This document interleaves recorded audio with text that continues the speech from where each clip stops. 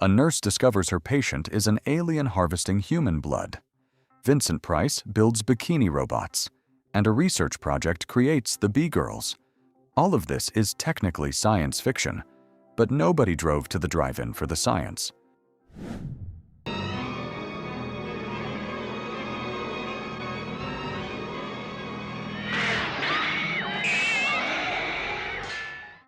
Humanoids from the Deep starts with a premise that feels like pure 1950s B-movie material.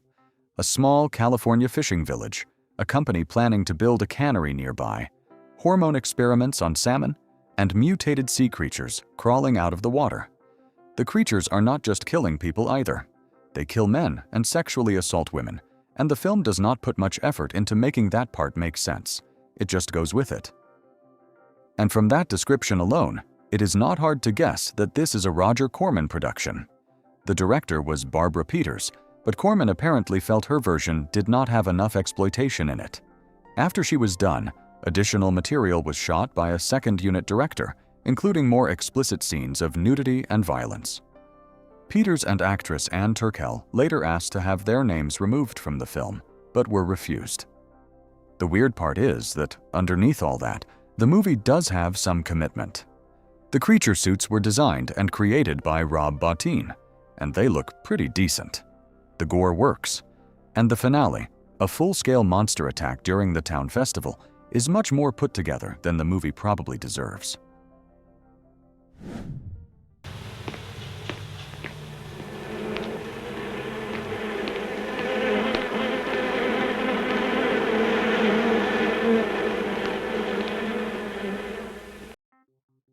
Invasion of the B-Girls begins with top-level scientists dropping dead from sexual exhaustion, which is already a very specific kind of workplace hazard.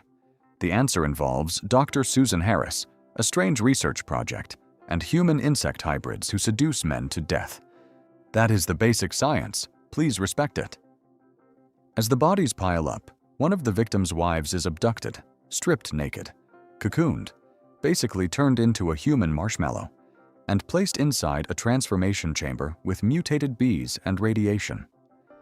When she comes out, she has black, insect-like eyes and has joined the B-Girl program. The sheriff holds a town meeting where a local sex researcher advises sexual abstinence, which is a brave suggestion in a movie with a cast that included Playboy playmate Victoria Vetri and adult film actress Colin Brennan. The script is credited to Nicholas Meyer, which is a strange surprise if you only know him from The 7% Solution or Star Trek II.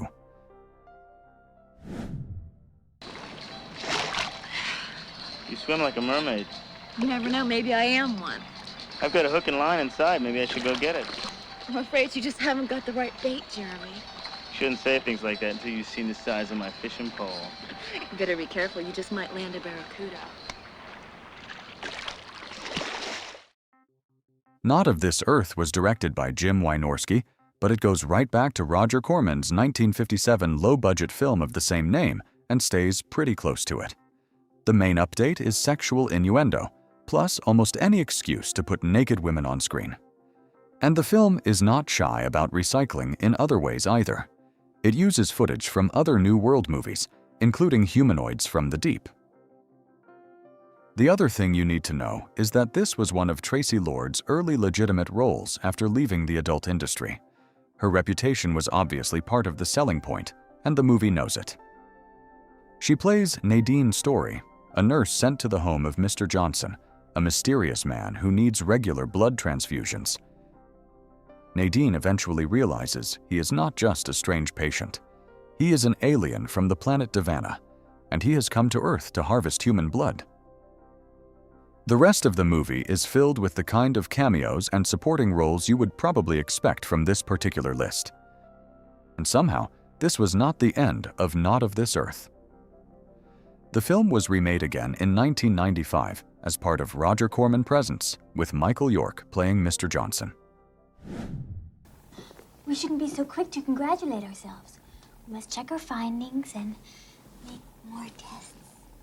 But you are pleased with the results so far? Oh, yes, absolutely. Scientific research can be so rewarding. Dr. Alien is very stupid, but I can pretty much guarantee you will not be bored. The story follows Wesley, a hopeless nerd whose regular science teacher has an accident and is replaced by Ms. Zenobia, a new substitute teacher played by Judy Landers. She is not just there to teach biology. She is an alien, and she picks Wesley for an after-school experiment. With the help of her assistant Drax, Zenobia injects him with a glowing green formula. And pretty soon, Wesley starts changing. He gets more confident, knocks out the local bully, and grows a phallic antenna out of his head. The antenna has a pair of lips at the end, and it only appears sometimes, which somehow makes it worse. It seems to have a life of its own. And whenever it decides to show up, women lose control. That leads to most of the film's chaos.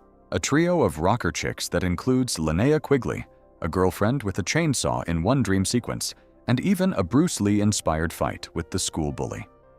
Amazing movie. Speaking of Linnea Quigley, Creepozoids puts her right at the front of the cast. Come on, let's check the next one. Come on. Come on. Creepozoids was directed by David Dakota, a Roger Corman alumnus with well over 100 directing credits.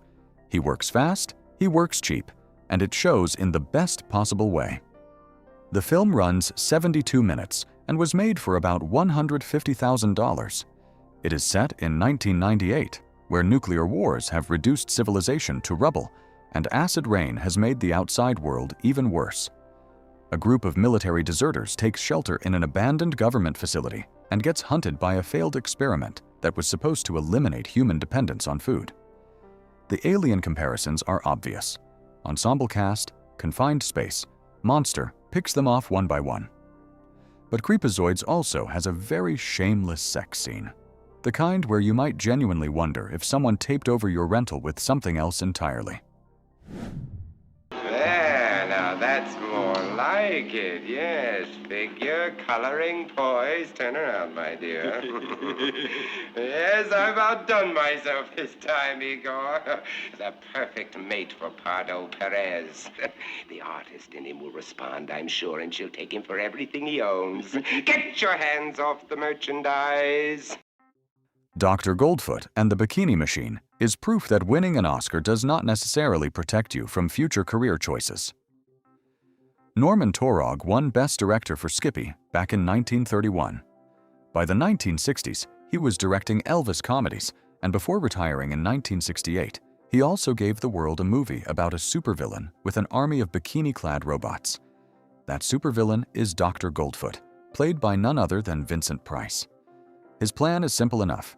Build beautiful female robots, send them after the world's richest men, get those men to marry them, and then have them sign over all their money. One of the robots accidentally ends up with Craig Gamble, played by Frankie Avalon, an agent for the Secret Intelligence Command, because this is also a spy spoof.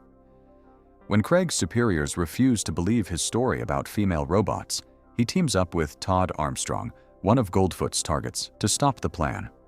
The movie was made by American International Pictures, and it is basically spoofing half of what they were already selling at the time. It is light, stupid fun, and nothing more, in the best possible way. And of course, there was a sequel the next year, Dr. Goldfoot and the Girl Bombs, where the Bikini Machine idea somehow became exploding female robots. Because apparently one movie like this was not enough.